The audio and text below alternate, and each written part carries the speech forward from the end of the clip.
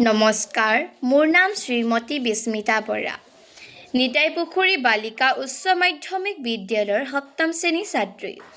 ভিবিবিত মোৰ আইডিয়াত তলত উল্লেখ কৰা হৈছে।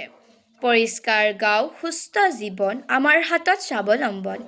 সমস্যা চিহ্নিতকৰণ: গাঁৱত আৱৰ্জনা য'ত ত'ত পেলোৱা হয়। ইয়াৰ ফলত প্ৰদূষণ, দুৰ্গন্ধ আৰু ৰোগ বৃদ্ধি পায়।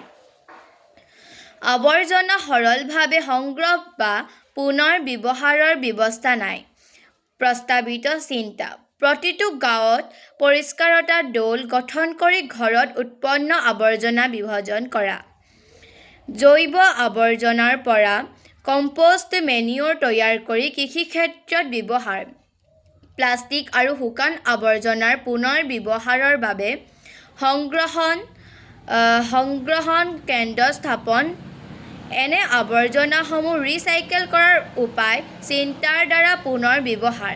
বিদ্যালয় আৰু গাঁৱত পৰিষ্কাৰতা অভিযান আৰু সচেতনতা শিবিৰ অনুষ্ঠিত কৰা। প্ৰত্যাশিত ফলাফল: গাঁও পৰিষ্কাৰ আৰু ৰোগমুক্ত হ'ব। মাটিৰ উৰ্বৰতা বৃদ্ধি পাব। আৱৰ্জনা সংগ্ৰহেৰে নতুন আয়ৰ সুযোগ সৃষ্টি হ'ব। গাঁওবাসী স্বনিৰ্ভৰ আৰু পৰিৱেশ বান্ধৱ হ'ব।